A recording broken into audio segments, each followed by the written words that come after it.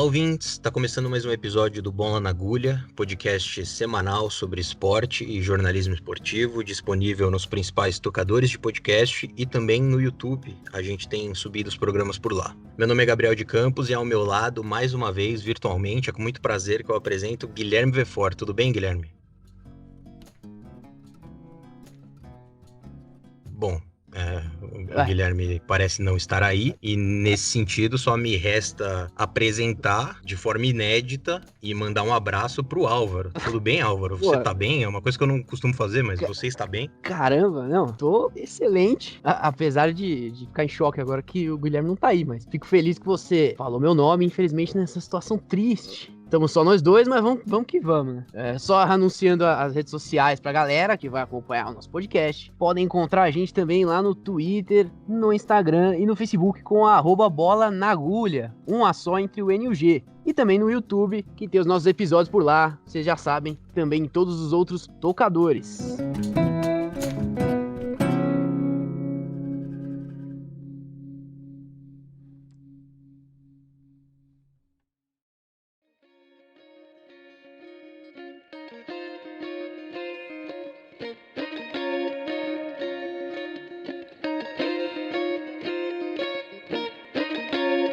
Essa semana a gente fala sobre a presença cada vez maior de grandes empresários no futebol, mais especificamente sendo proprietários ou principais acionistas de clubes. Tudo isso em especial depois da deflagração da Football Leaks em 2018. O assunto é pano de fundo de outro que ganhou ampla repercussão recentemente: a punição e depois despunição do Manchester City pelo fair play financeiro da UEFA. E hoje, para ajudar a gente nessa discussão, a gente recebe João Castelo Branco, correspondente dos canais ESPN na Inglaterra. Tudo bem, João? Prazer em te receber, obrigado por participar com a gente. Valeu, prazer é meu, é legal poder falar com vocês, parabéns pelo trabalho aí, tamo junto, vamos nessa, vamos trocar uma ideia aqui, direto aqui da Inglaterra. Então, num primeiro momento, o Manchester City foi considerado culpado em decisão de fevereiro desse ano do Comitê de Controle Financeiro dos Clubes da UEFA por inflar artificialmente valores de patrocínios entre os anos de 2012 e 2016. A fraude estaria indicada em documentos entregues à UEFA em processo aberto após vazamento de e-mails pela revista alemã Der Spiegel. Esse vazamento é parte de um processo maior conhecido como Football Leaks, uma série de vazamentos de 2018 de documentos, e-mails, relatórios encampados por um consórcio de veículos num projeto chamado Investigações Colaborativas Europeias, traduzido para o português. É o maior vazamento da história do futebol e seu impacto no esporte ainda é cedo para medir com exatidão.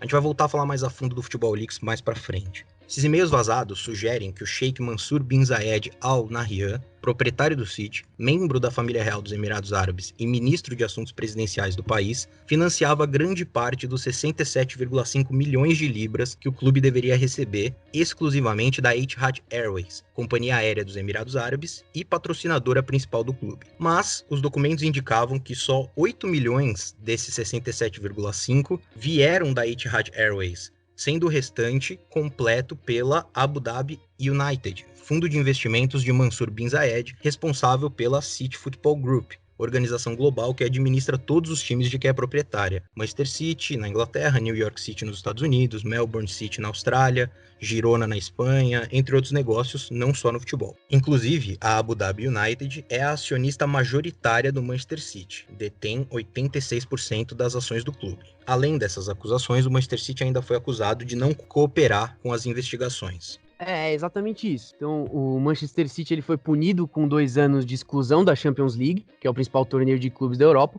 e teve essa multa de 30 milhões de euros. Só que aí o time inglês recorreu ao CAS, que é a Corte Arbitral do Esporte, e essa corte, ela reviu e alterou a pena. Então, dos 2 anos fora da Champions e dos 30 milhões de euros, o time agora só vai precisar pagar 10 milhões de euros e tá liberado para jogar o principal torneio da Europa. O CAS argumentou que as provas não eram consistentes para manter a punição inicial, mas reconheceu que sim, o clube não cooperou com as investigações e por isso foi mantido os 10 milhões de pena.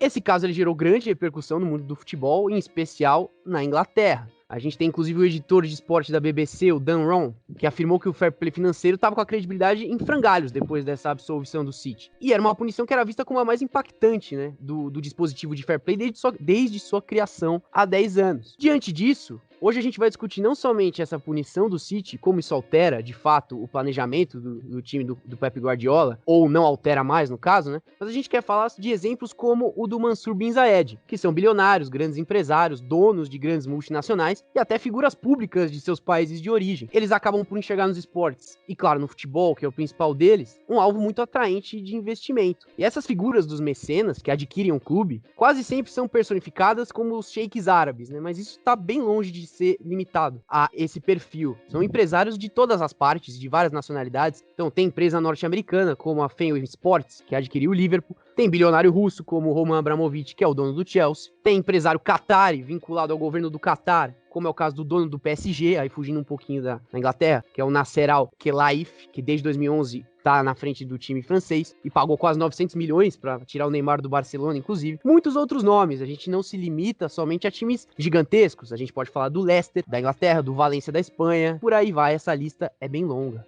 E João, desde que surgiu o fair play financeiro da UEFA há 10 anos, o caso do City foi o que gerou a maior expectativa, porque, como o Álvaro falou, seria a maior atuação do dispositivo até então.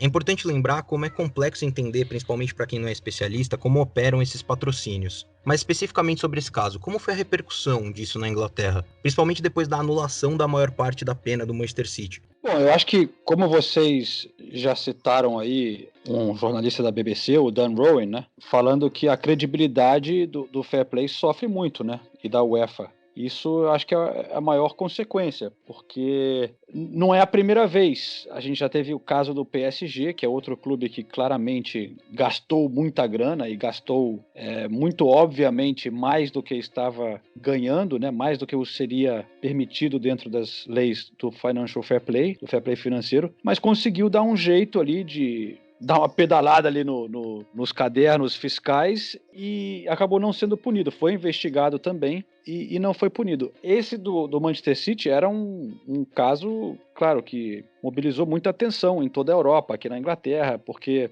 seria uma coisa enorme, né?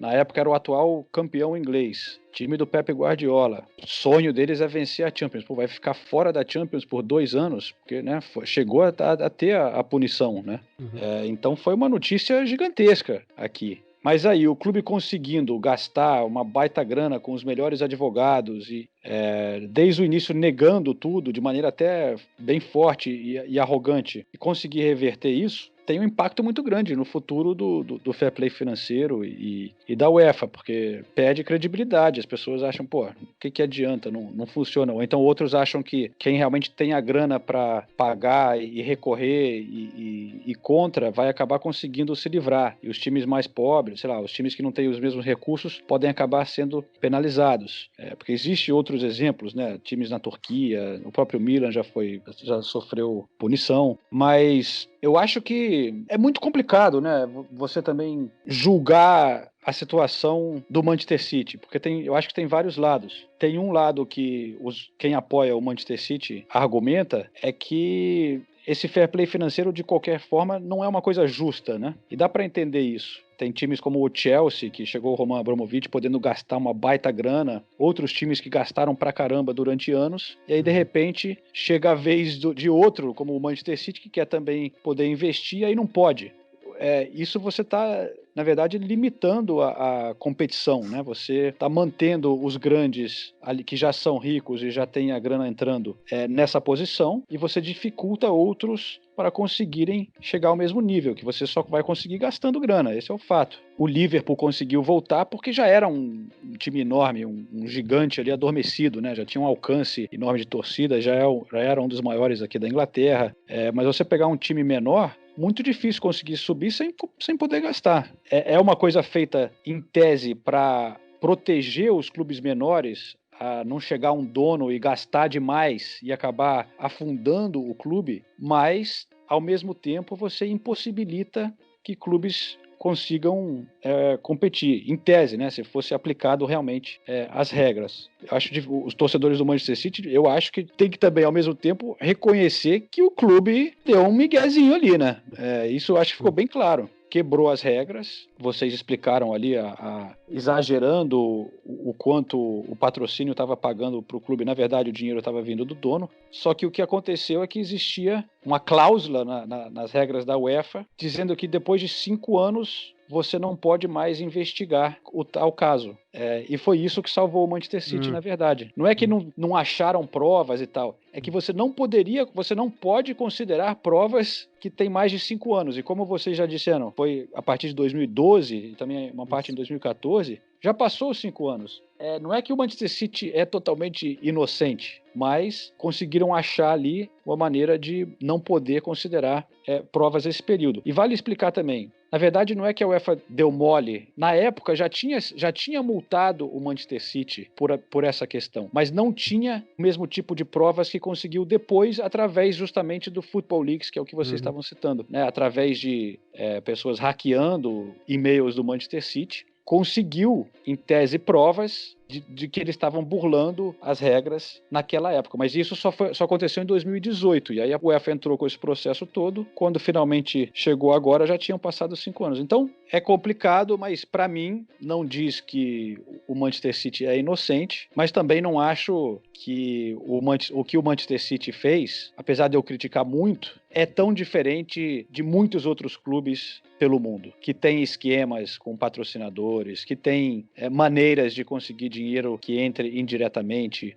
Então eu entendo até o Manchester City sentir uma certa injustiça. Olha, porque só a gente vai ser punido, entendeu? Para mim é óbvio que muitos outros clubes também conseguem dar um jeito de investir e com questões de dinheiro vindo de lugares duvidosos, assim. E a gente vai falar daqui a pouquinho um pouco mais sobre o Football Leaks, que foi justamente o que permitiu que essa investigação fosse realizada agora. Mas falando um pouquinho dos bastidores, você até comentou de uma postura arrogante do City. A movimentação nos bastidores e um clima pesado entre as equipes da Inglaterra, ao meu ver, não é algo de agora, né? Logo após o anúncio da punição, foi noticiado uma carta que foi enviada por 8 dos 10 primeiros clubes da Premier League, né? Naquele momento na tabela, uma carta enviada à Corte Arbitral do Esporte pedindo para que fosse mantida a punição, que não se desse o efeito suspensivo ao City. O fato é que os ânimos se exaltaram bastante, e agora, depois que a punição foi parcialmente retirada, a gente viu o Pep Guardiola atuando de advogado do clube,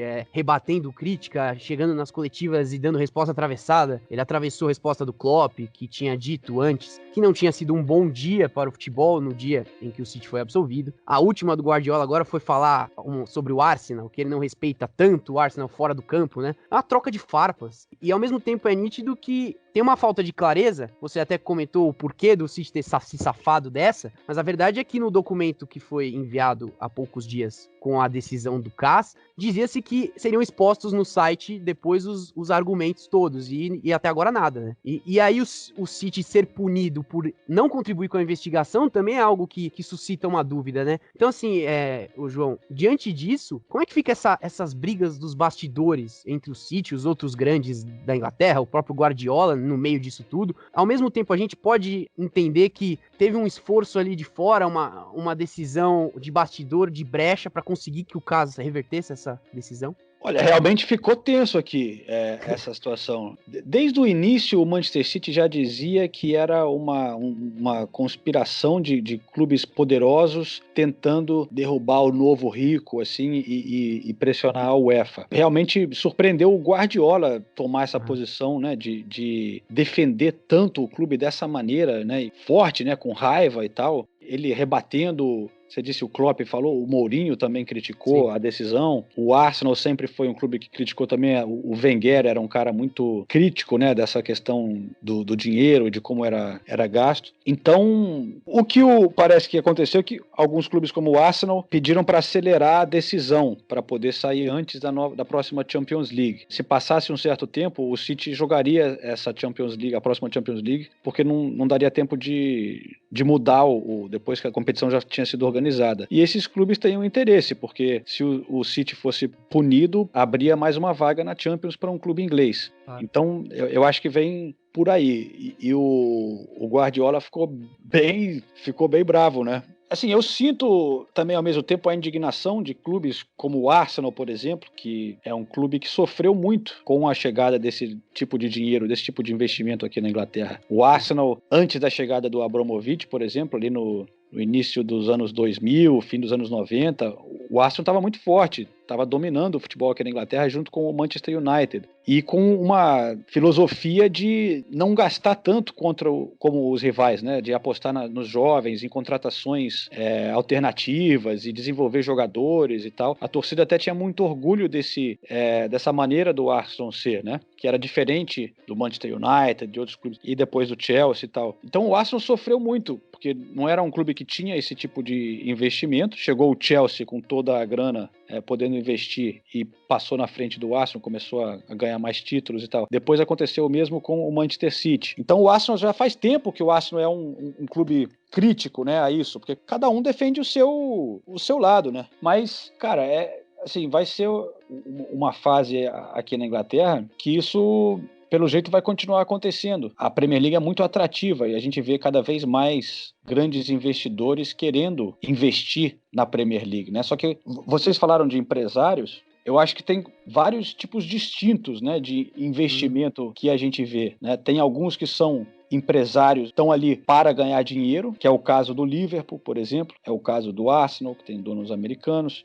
O Liverpool tem feito uma gestão muito boa, mas no fim os caras estão atrás de lucro. O Arsenal, a torcida fica muito brava com os donos, porque era um clube que vinha já lucrando muito, então os donos meio que acomodaram. O Wenger estava sempre classificando para Champions todo ano, o estádio sempre cheio, os donos acomodaram um pouco. E aí o investimento era limitado também. Mas aí tem um outro tipo de investimento, que não sei se dá para chamar de empresário, que é o caso do Manchester City, é o caso do Chelsea, é o caso talvez, vamos dizer, o Newcastle, que aí não é nem empresário, é um empresário ali para ser à frente de uma outra coisa, né? Quer dizer, o Chelsea é um empresário, é uma situação diferente, é um brinquedo ali do Abramovich. Mas no caso do PSG e do Manchester City, são países, né, nações que estão por trás, governos que estão por trás disso, de investir um dinheiro quase ilimitado. Não é um investimento para eles terem um lucro. Aí que é difícil, porque como que você vai competir com uma coisa dessa, né? São situações bem distintas. Os caras estão ali com outro propósito, é usar o clube como uma ferramenta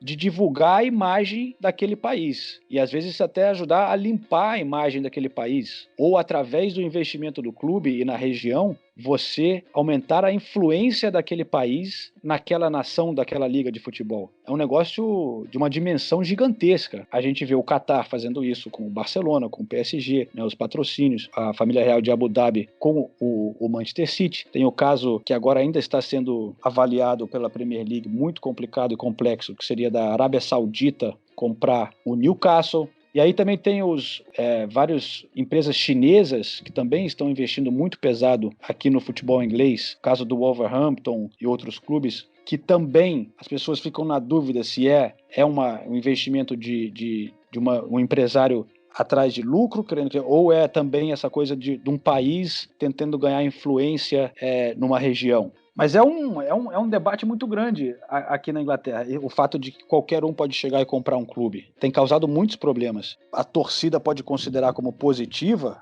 do Manchester City, do Chelsea. Com certeza eles estão felizes com os donos.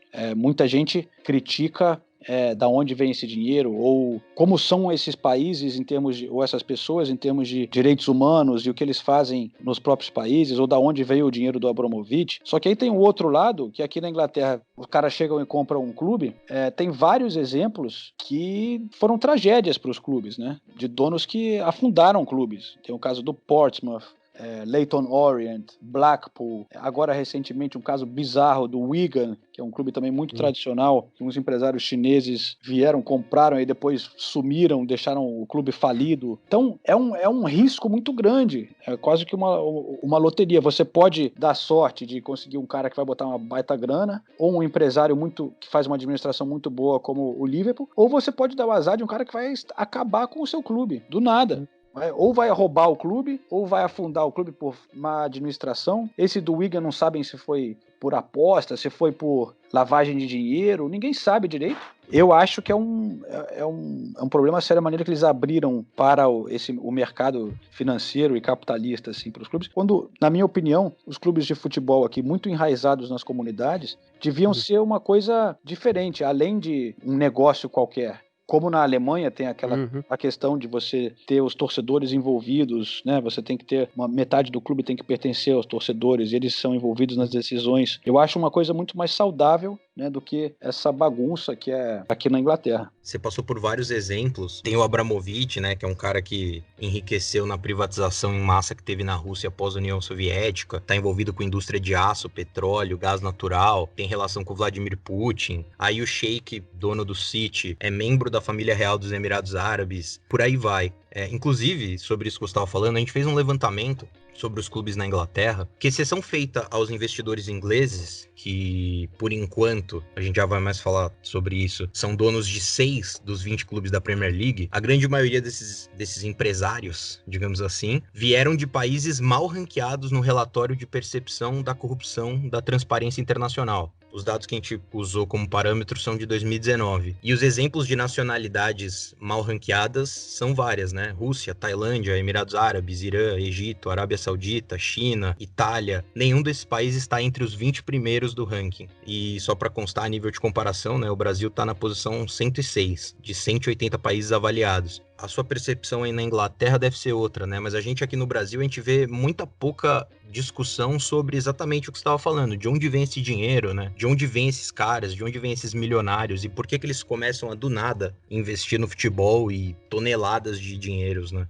Cara, então, sem dúvida, aqui é uma bagunça. Existe um processo para a Premier League aprovar, para ver quem são os caras, mas é muito fraco, tanto que a gente já viu vários exemplos que, como eu citei, que deram errado. O próprio Manchester City tem o clássico exemplo dos donos antes dos atuais. O dono era o primeiro-ministro da Tailândia, que no país dele estava sendo investigado por corrupção e abusos de direitos humanos. E chegou aqui e comprou o clube que tinha ganhado um estádio por uns jogos, né, chama de Commonwealth Games. O estádio foi feito pela prefeitura da cidade e deram para o clube. O dono tailandês se aproveitou dessa situação e depois vendeu o clube por um lucro enorme. Um cara que, era perseguido no país dele e pôde vir aqui comprar o dinheiro. Eu acho isso um absurdo.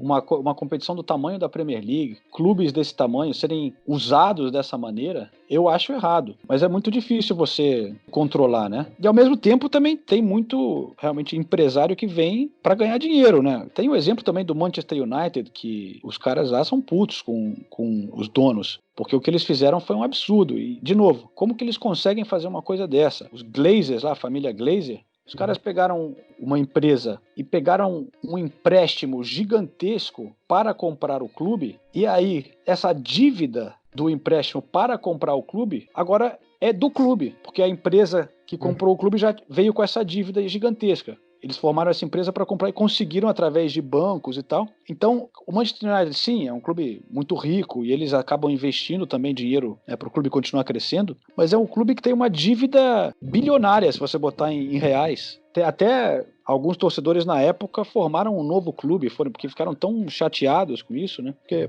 se fosse uma coisa mais bem bolada, com o envolvimento dos torcedores, eu acho que não pode ser tratado como uma empresa qualquer. Eu sei que isso aqui também ajudou a fazer crescer a Premier League, transformando os clubes em empresas, e você tem que desenvolver com a realidade do mundo em volta. Mas, ao mesmo tempo, eu acho que clubes de futebol, especialmente aqui, não podem ser tratados como uma empresa qualquer. São quase que instituições assim, enraizadas na sociedade, tem uma importância muito grande, centenária, né, na conexão com o bairro, com as pessoas. E você não pode deixar qualquer um chegar assim e se aproveitar e brincar com uma coisa tão importante para a sociedade, né? É a realidade, é assim que é, mas eu acho que é uma coisa que realmente devia ser avaliada assim, e alterada para o bem do futebol e para o bem dos torcedores, da torcida. Exatamente. Você até citou agora há pouco, numa resposta, a questão do Newcastle, que é o que a gente vai falar agora a seguir, né? A gente comentou até que são 6 os clubes geridos por ingleses na Premier League atualmente, mas esse número ele pode cair em breve para 5 por causa do Newcastle. E aí, explicando brevemente o panorama para depois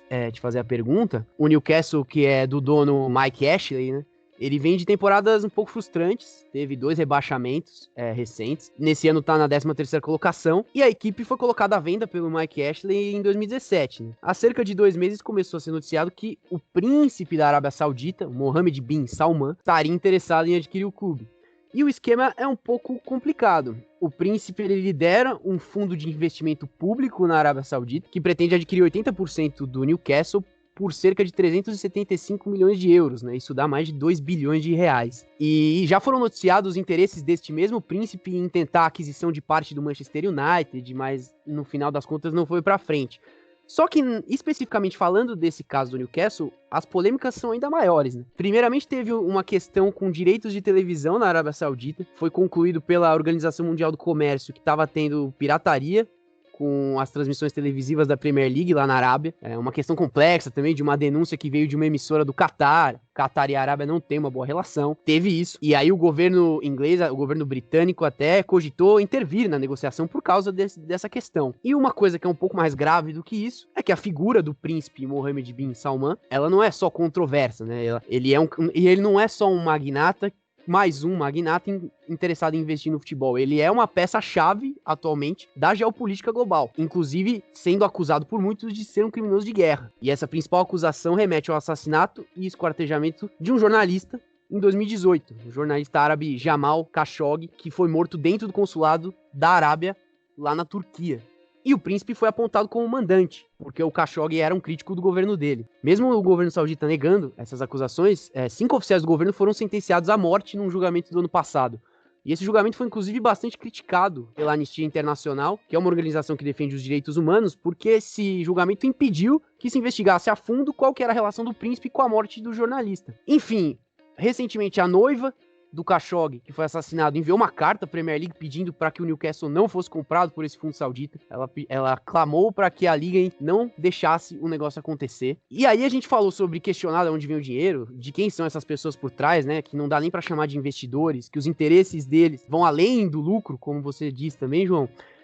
Aí eu queria te perguntar, primeiro, qual que é o panorama atual dessa negociação? Porque por aqui as notícias elas cessaram. Já tem 2 meses que a gente tá na expectativa da confirmação dessa compra, mas nada acontece de concreto. E aí a segunda pergunta, uma questão um pouco mais pessoal, como que você enxerga nesse universo novo do futebol, de investidores excêntricos, digamos assim, você entende que a gente chegou num ponto inédito dessa história com esse caso do príncipe árabe? Isso tá fora dessa curva, é um ponto além de tudo isso que a gente conversou, e de que forma que isso é visto na Inglaterra do ponto de vista de xenofobia mesmo, de como que as pessoas lidam com esses novos investidores. A questão do Brexit também pode causar algum tipo de influência aí.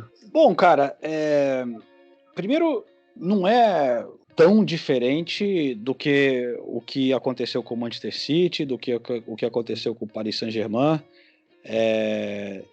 É muito parecido, na verdade, no meu ponto de vista. O que seria fora da curva, no meu ver, é que se esses aí já são compras polêmicas, países com regimes polêmicos, o caso da Arábia Saudita, aí seria o mais bota polêmico nisso. Porque de todos esses regimes e líderes e empresários que a gente pode questionar de onde vem o dinheiro, de não sei o quê, esse aí é o pior de todos.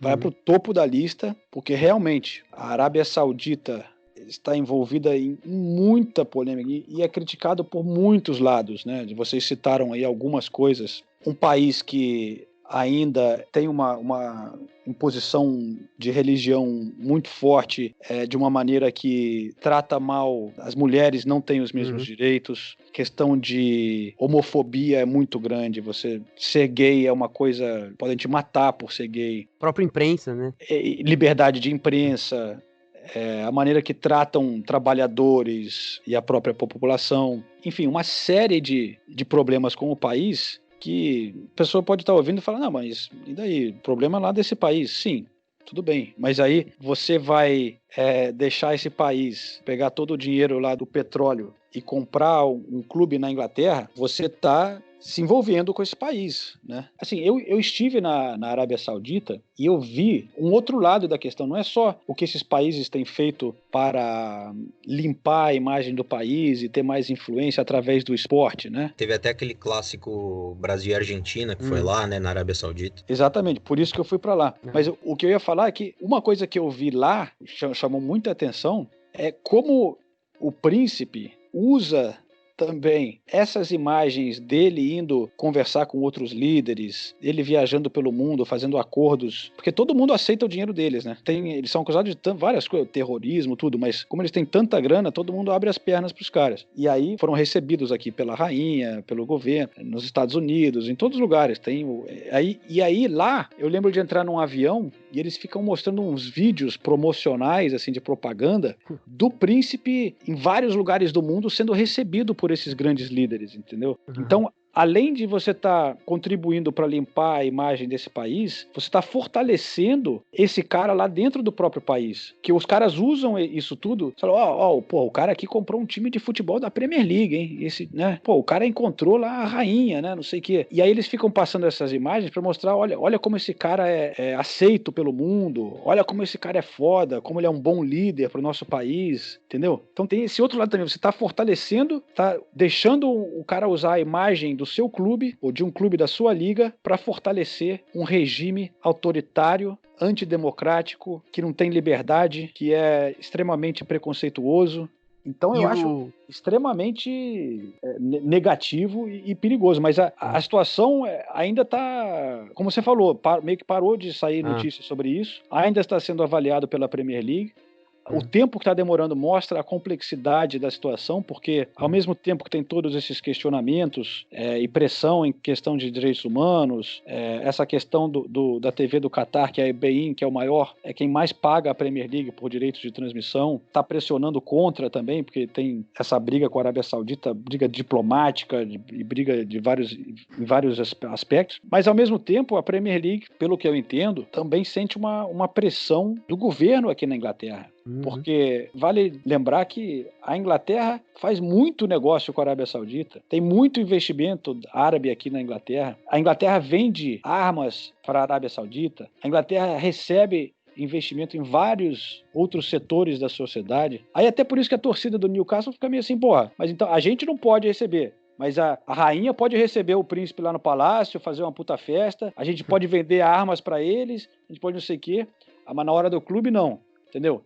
Então eu entendo a frustração dos caras. Para eles é uma loteria. Vai chegar o cara aqui, botar dinheiro na cidade, botar dinheiro no clube, a gente vai virar um clube grande de novo e se livrar do Mike Ashley, que é um dos piores donos aqui da Inglaterra, né? Um cara terrível que, através de outras empresas que ele tem também, trata mal os trabalhadores, não paga nem o salário mínimo. É um cara muito detestado e polêmico aqui na Inglaterra. E para caminhar para o final já, João, a gente estava falando do Football Leaks e você até citou, né, que foi um hackeamento em massa de informações, e aí o consórcio de veículos em que a Der Spiegel faz parte teria acesso a essas informações mediante um portal que teria obtido por hackeamento todos esses dados.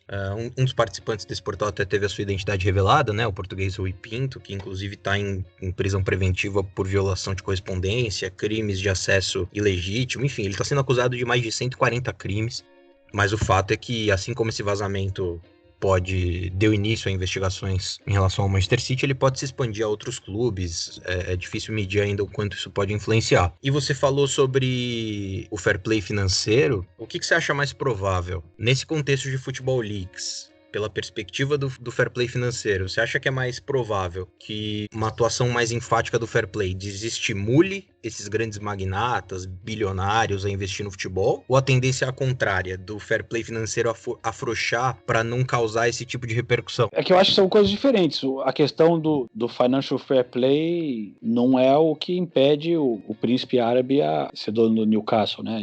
E permite o cara do Leicester. Aí é outra coisa, é a Premier League tentando decidir aqui se seriam donos aceitáveis ou não dentro dos parâmetros que eles têm. O Financial Fair Play, em tese, limitaria o quanto o cara pode gastar quando ele assumir o clube. Então, ele teria que trabalhar dentro de uma limitação ali no Newcastle, ou fazer o que todo mundo faz, né? Que é o que o Manchester City, o PSG e tal. Você dá um migué. Você fala, então o Newcastle aqui tem um novo patrocínio aqui, que é a empresa de turismo da Arábia Saudita. A gente vai te dar 3 bilhões aqui por ano para você botar na sua camisa aí que o nome da empresa. É isso que eles fazem. E, isso aí é óbvio. Mas é isso que o Financial Fair Play tenta combater. Mas vale lembrar também que o Financial Fair Play você não pode gastar em certas coisas, né? Mas você pode, por exemplo, fazer o que o Manchester City fez, que construiu um novo CT,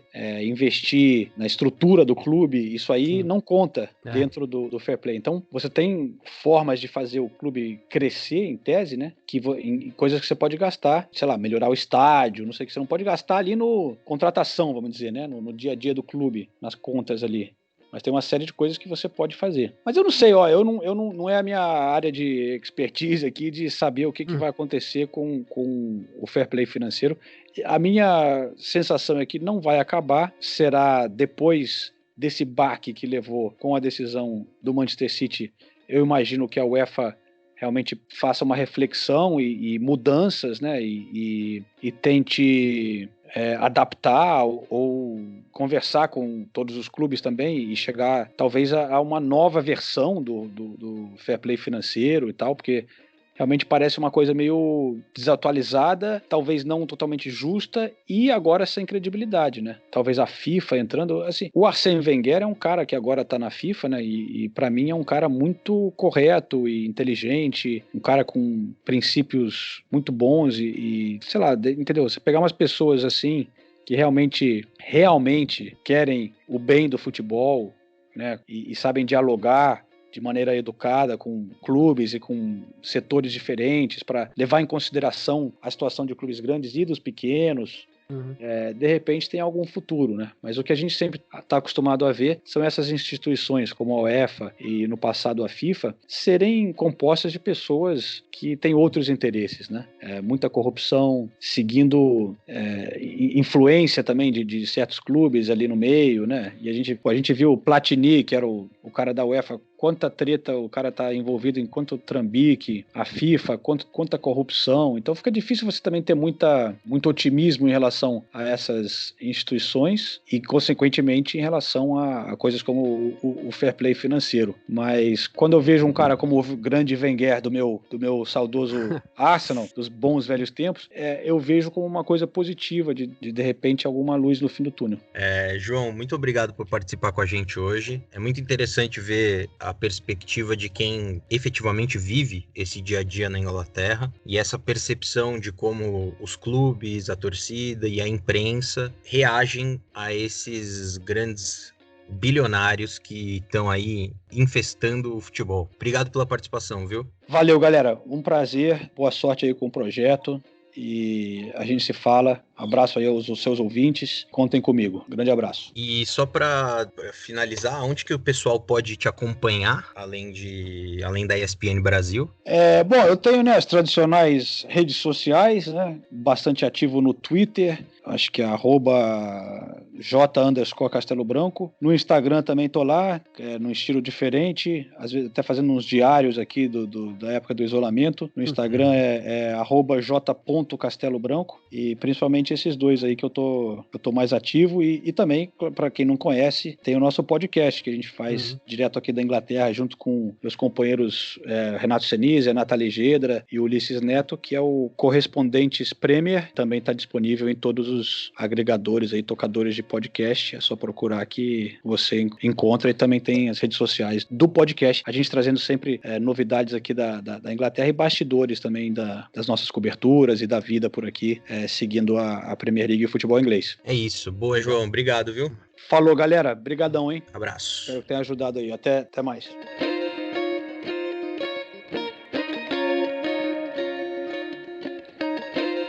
Bom, e já que o Guilherme Vefor não compareceu ao horário estipulado da gravação, fica comigo a incumbência de anunciar o nosso bloco do Twitter, né?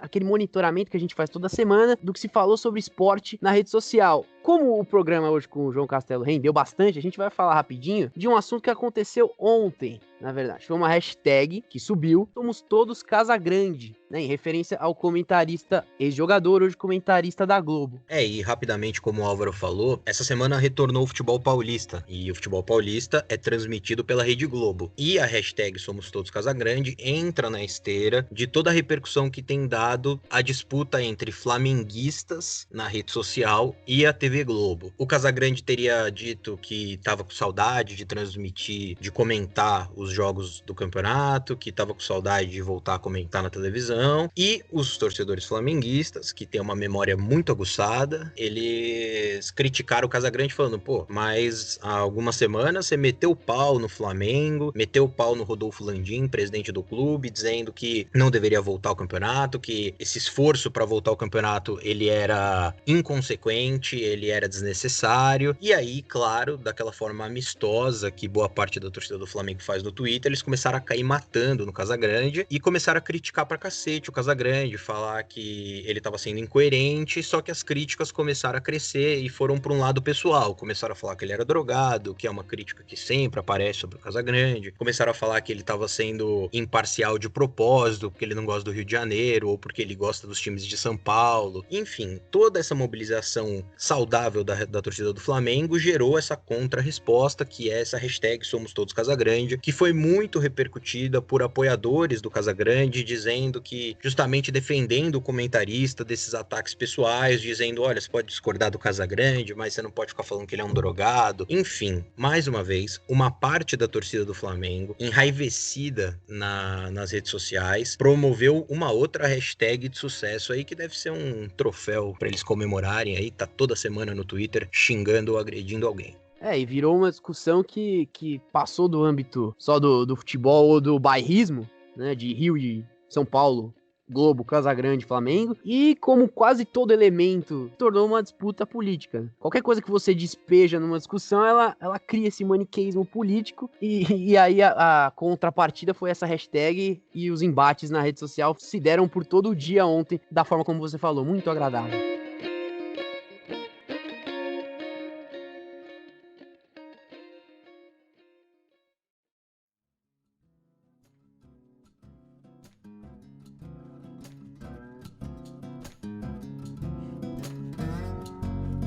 E o Bola na Agulha de hoje vai ficando por aqui. Como não pôde ser uma alegria imensa eu chamar o Guilherme, é uma alegria boa poder chamar o Álvaro e agradecer o Álvaro.